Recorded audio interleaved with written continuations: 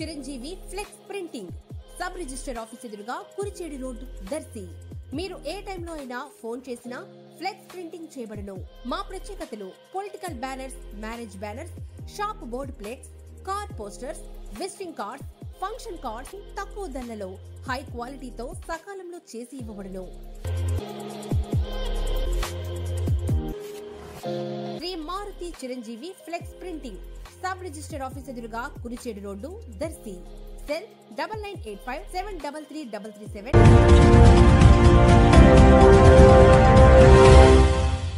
మన దర్శి వార్తలు ప్రేక్షకులకు నమస్కారం.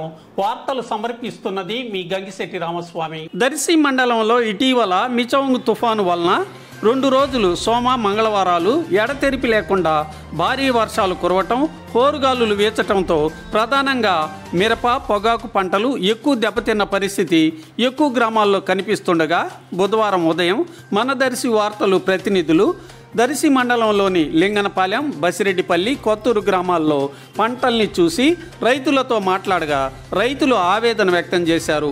కాయల కోతకు సిద్ధంగా ఉన్న మిరప చెట్లు నేలకు వంగిపోవటం జరగ్గా, అలాగే కోత కోసి ఎండకు ఆరబెట్టిన మిరపకాయలు కళ్ళాల్లోనే తడిసిపోయి బూజు పట్టిన పరిస్థితులు కనిపించాయి. ఎత్తుగా పెరిగిన పొగాకు తోటలు గాలికి నేల మీద పడిపోయి ఆకులు కుళ్ళిపోతున్న పరిస్థితులు కనిపించాయి.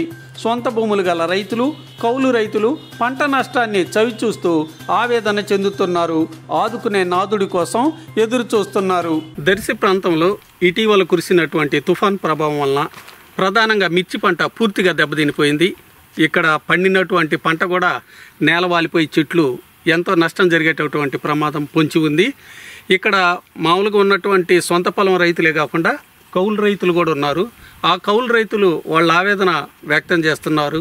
ఏ స్థాయిలో నష్టం జరిగిందో ఒక విధంగా వాళ్ళకి ఏడుపే మిగిలినట్టుగా వాళ్ళ మాటల్లో వినిపిస్తుంది. నీ పేరేం పేరమ్మా? శ్రీలక్ష్మి, బండి శ్రీలక్ష్మి. బండి శ్రీలక్ష్మి. ఈ పొలం మీరు కౌలుగు చేస్తున్నారమ్మా? కౌలుగు చేస్తుంటే ఇప్పుడు ఇది ఏ రకం? ఈ మిరప 341. ఏ రకం? 341. ఇప్పుడు ఏం జరిగింది? తుఫాన్ వల్ల మీకేం నష్టం జరిగింది? గాలికి పడిపోయినాయి చెట్లు. ఇవి ఎలా? ఎట్టిన గాలి తోలి రాలిపోయి కాయలు ఇష్టం వచ్చినట్టు చేను మీద పడి మొత్తం పాడైపోయింది. ఇప్పుడు ఈ కాయలకి చూపియమ్మా ఎలా నష్టం జరిగింది? మనుషులు కాసిన చెట్లు నోటి కాడికి వచ్చిన చెట్లు పాడైపోయినాయి.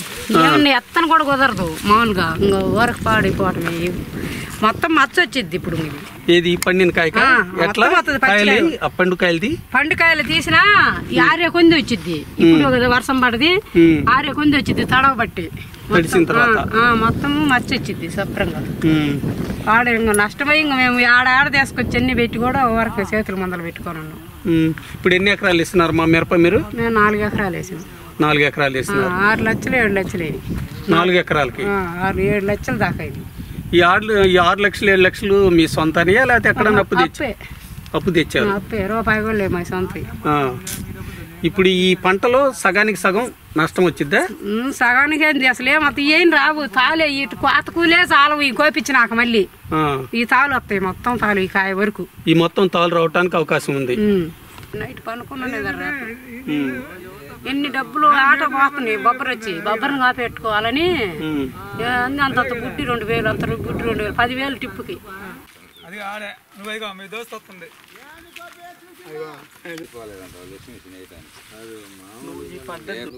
నీ పేరేం పేరు? ప్రసాద్ రెడ్డి. లింగనపాలెం మాది. లింగనపాలెం. ప్రసాద్ రెడ్డి నా పేరు.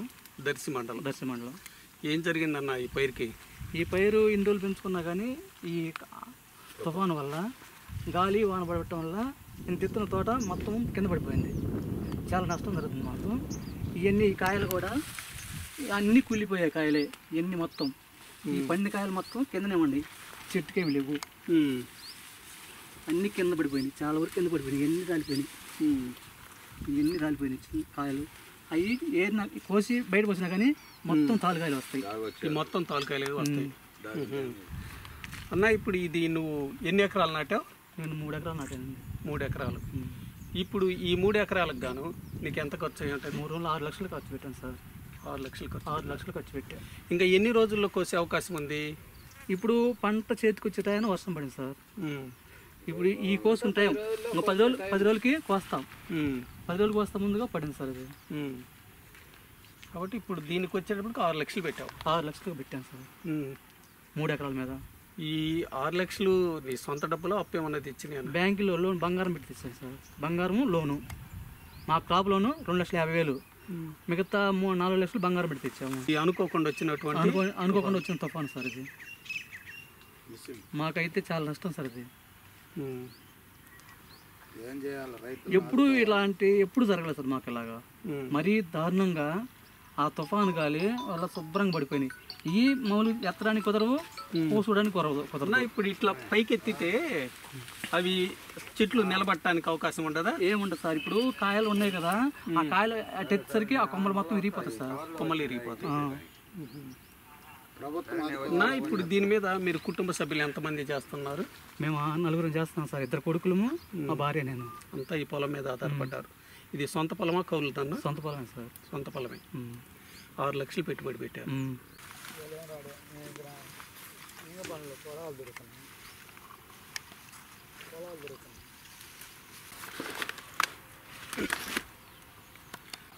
ప్రస్తుతం మనం దర్శి మండలం బసిరెడ్డిపల్లి గ్రామంలో ఉన్నాం.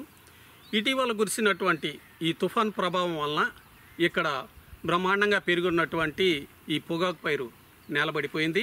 దీనివల్ల రైతుకు తీవ్రంగా నష్టం జరిగినట్టు ఇక్కడ పరిస్థితి తెలుస్తుంది. దాదాపుగా చేతికి ఆదాయం వచ్చేటటువంటి పరిస్థితుల్లో ఇంతటి నష్టం సంభవించడం పట్ల రైతులు ఆవేదన చెందుతున్నారు. ఒక్కసారి రైతుతో మాట్లాడదాం. అన్న, నీ పేరు? సుబ్బారెడ్డి సార్.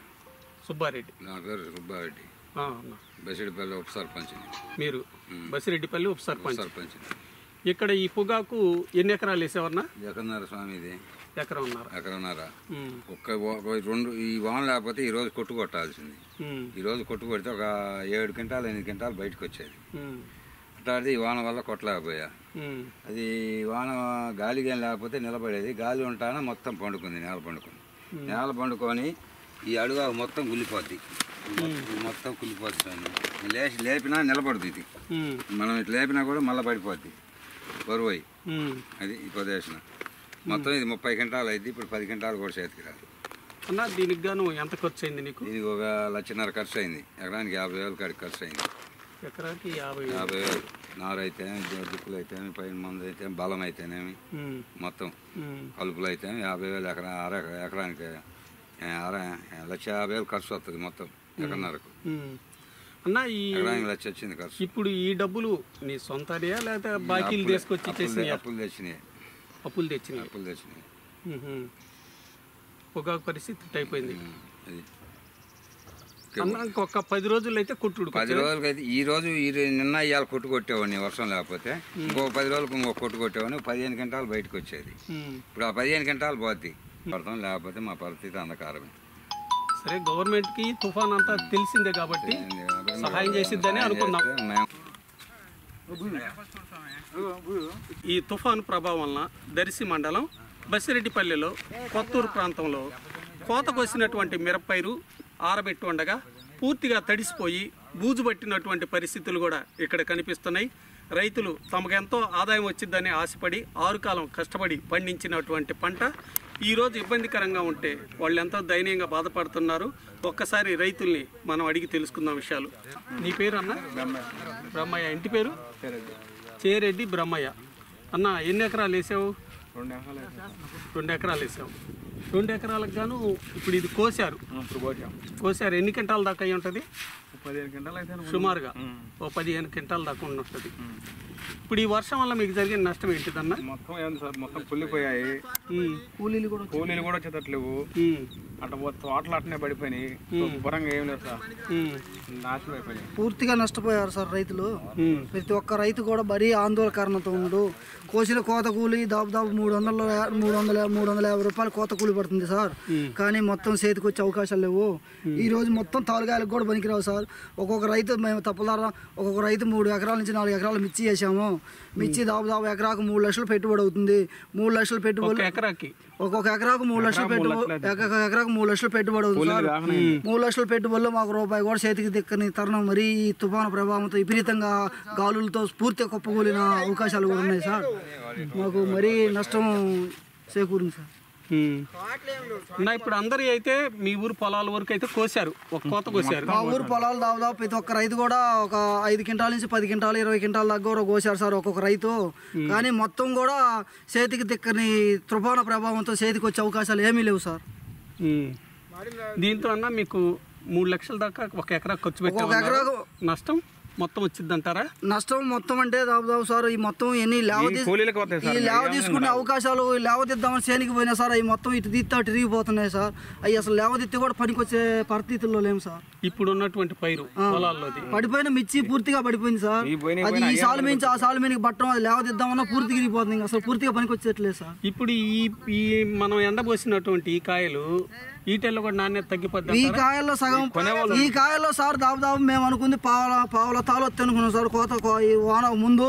కానీ ఇప్పుడు పావులలో రూపాయి ₹10 పావులో కూడా తాలుగా ఎరగాయలు వచ్చేట్లేదు, మొత్తం పూర్తిగా తాలుగాల కింద కూడా తాలు వచ్చిందంట. 30 వంతు కూడా ఎక్కువే వచ్చింది సార్. తాలుగా మొత్తం తాలుగాల కింద కూడా పనికొచ్చే అవకాశాలు లేవు సార్. మొత్తం కాయ అనేది ఏ కాయ లోపల కూడా కాయ లోపల కూడా పైకొమ్మ లేకపోతే కిందికి మెరిగిపోతుంది.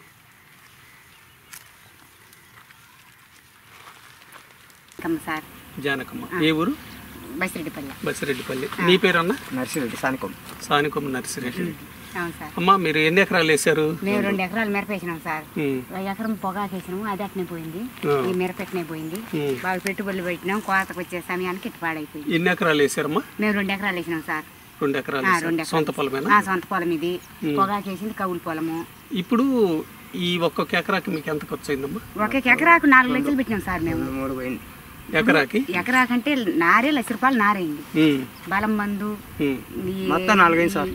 2 ఎకరాలకి 2 ఎకరాలకు గాను 4 సార్లు సార్. 4 వేసినాం అంత అయింది. ఇప్పుడు ఈ కోత అన్న కోసారా? అసలు పోయలేదు సార్, కోతే పోయలేదు. మేము కోద్దాం అనుకునే సమయానికి ఇది ఇట్లా వచ్చింది. ఇట్లా జరిగింది. ఇప్పుడు కోత దశకు వచ్చింది.